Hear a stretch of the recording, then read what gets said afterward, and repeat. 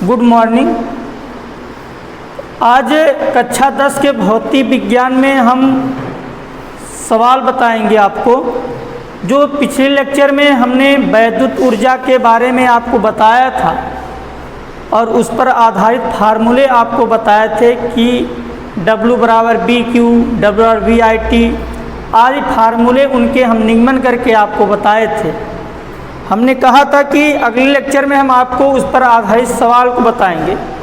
तो हमने जो सवाल लिखा है वो पहला इस प्रकार है। किसी परिपथ में 5 एम्पीयर की धारा 8 सेकंड तक प्रवाहित की जाती है। ज्ञात कीजिए इस समयांतराल में कितने इलेक्ट्रॉन गुजरते हैं। यदि परिपथ का प्रतिरोध 20 ओम हो तो उसमें उत्पन्न ऊष्मा की गणना कीजिए। इलेक्ट्रॉन का मान दिया गया है। आपको जो मैंने वैद्युत ऊर्जा का फार्मूला आपको बताया है, ऐसा नहीं हो सकता कि सीधे सीधे उसी फार्मूले पे सवाल आपका हल हो जाए।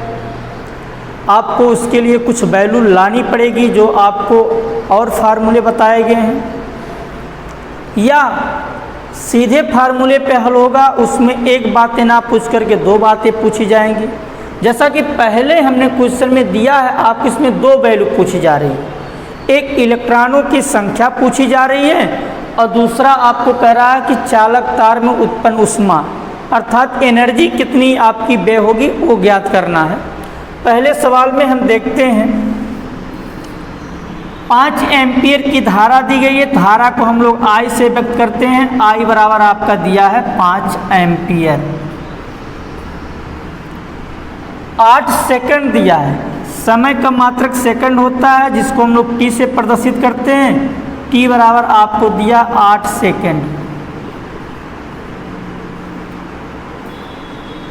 कह रहा है कि ज्ञात कीजिए समयांतराल में कितने इलेक्ट्रॉन गुजरते हैं। इलेक्ट्रॉनों की जो संख्या पूछी जा रही है उसको N से प्रदर्शित करते हैं और N की वैल्यू फाइंड करना है।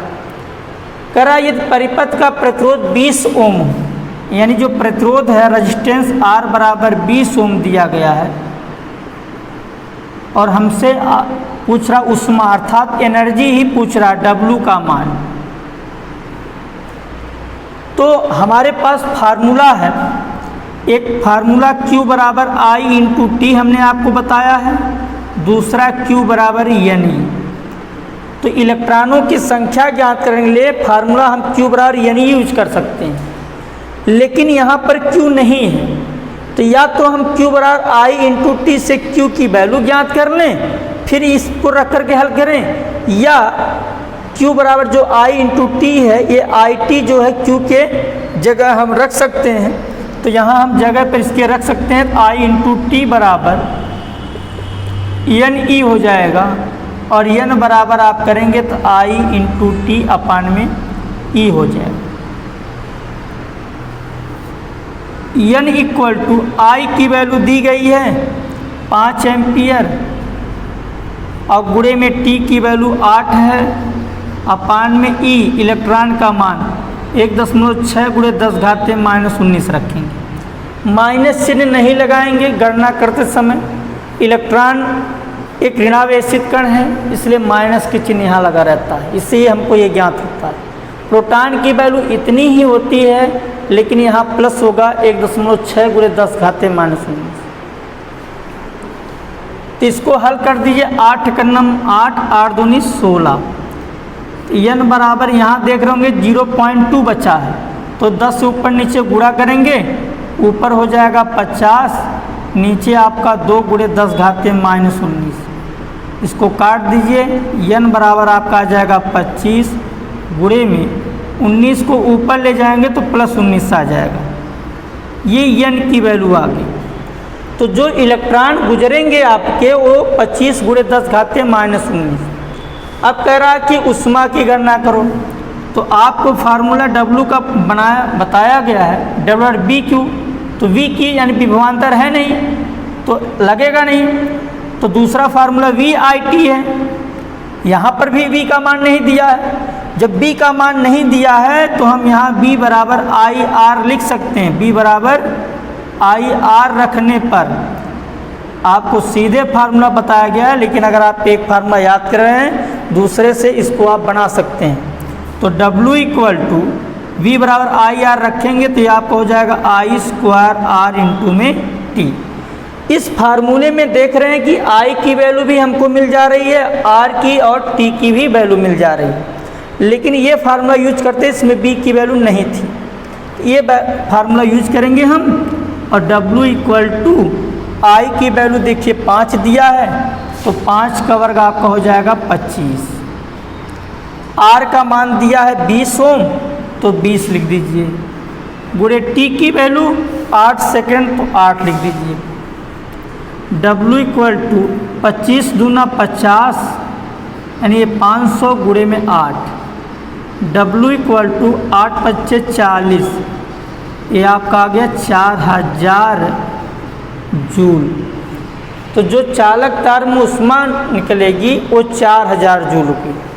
तो आपका जो पहला सवाल है इस प्रकार हल हो जाएगा।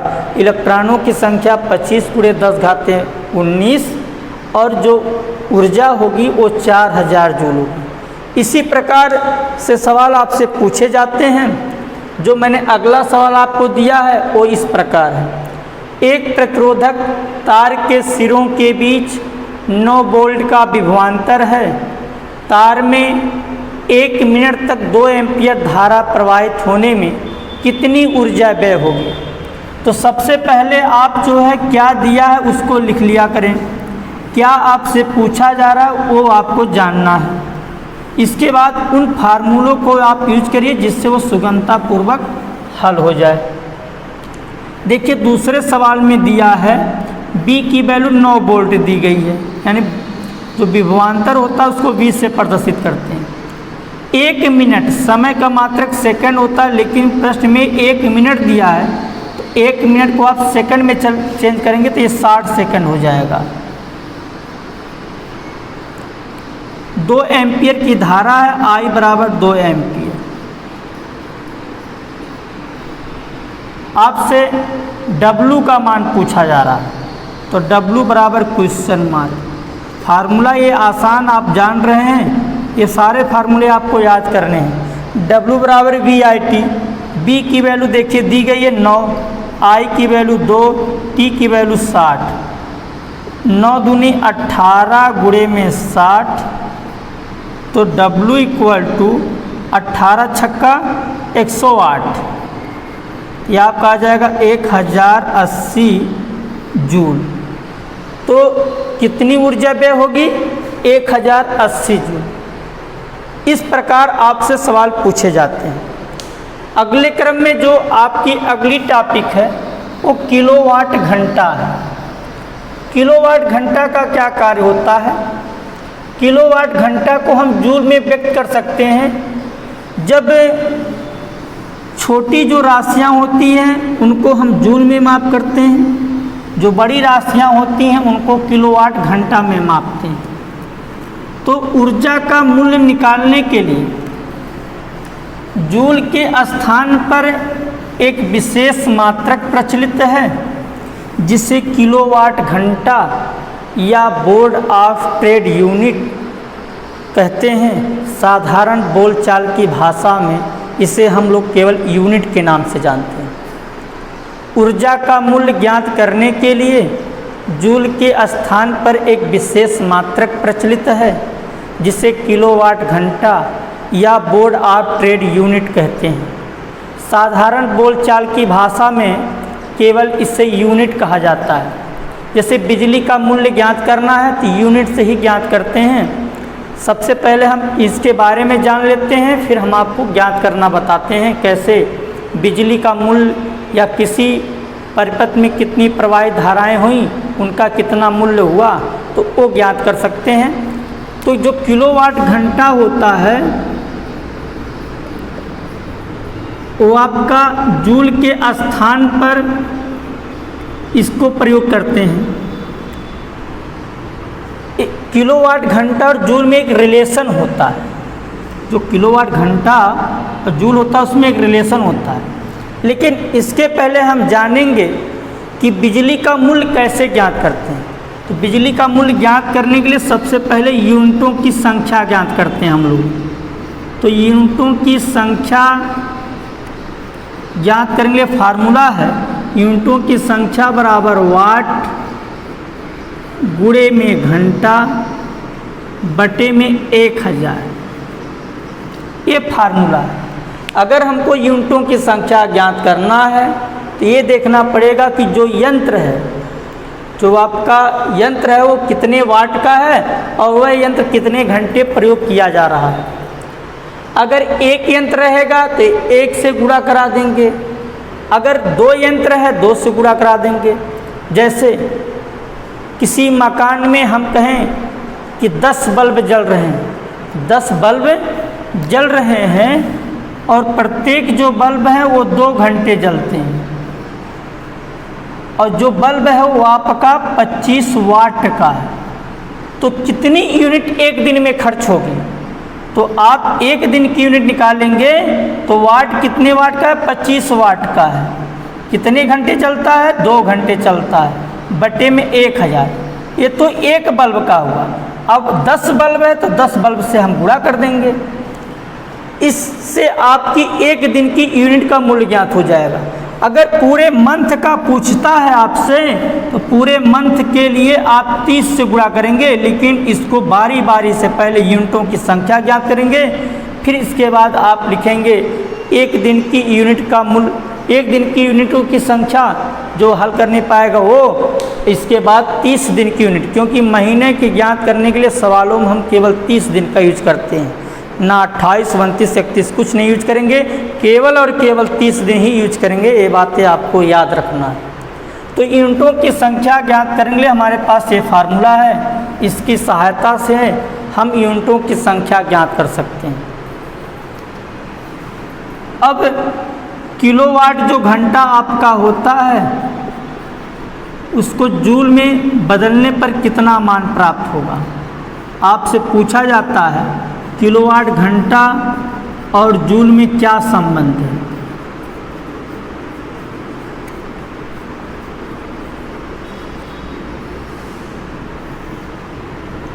देखिए किलोवाट घंटा जो आपका है वाट मात्रक होता, किलो नहीं होता है। तो ये लिखा गया है 1 किलोवाट। 1 किलोवाट बराबर 1000 लिख सकते हैं किलो के, या 10 की घात के 3 वाट। जो घंटा है वो भी आपका एक ही घंटा लिखा गया है। 1 घंटे बराबर कितने सेकंड? 3600 सेकंड आपका होता है।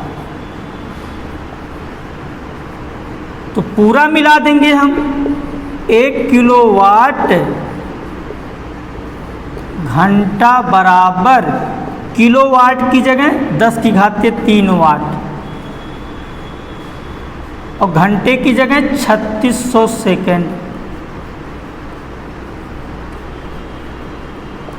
इसको लिख सकते हैं 36 गुणे 10 घात के 2, ये 10 घात के 3 है तो 36 गुणे 10 की घात के 5 और आपका मात्रक जो ये है वाट इंटू सेकेंड। लेकिन हमको जूल में बदलना है, इसको जूल में बदलना है। हमने आपको पढ़ाया है कि जो वैद्युत शक्ति होती है उसका मात्रक वाट होता है, P बराबर W/T से। वहाँ पर हमने आपको 2 मात्रक बताया था। जो पहला मात्रक बताया था सूत्र से जूल प्रति सेकंड होता है और या वाट होता है। तो यहाँ पर वाट की जगह हम जूल प्रति सेकंड लिख सकते हैं, क्योंकि ये दोनों राशियाँ, दोनों मात्रक एक ही राशि के मात्रक हैं। तो जो वाट आपका लिखा है वहाँ आप लिख सकते हैं जूल प्रति सेकंड, जूल प्रति सेकंड और इंटू आपका ये सेकंड है ही, सेकंड से सेकंड कट जाएगा, बचेगा आपका जूल। तो आ जाएगा 1 किलोवाट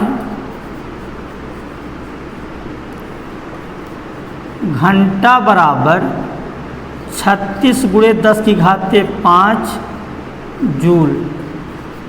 या इसको हम इस प्रकार भी लिख सकते हैं 3.6 गुणे 10 की घात के 6 जूल। अक्सर आपसे ये पूछा जाता है 1 किलोवाट घंटा में कितना जूल होता है, तो चाहे आपको ये लिखा विकल्प में आएगा 36 × 10⁵ बताइए आप, या 3.6 × 10⁶ जूल। प्यारे बच्चों, आज इतना ही, शेष भाग अगले क्रम।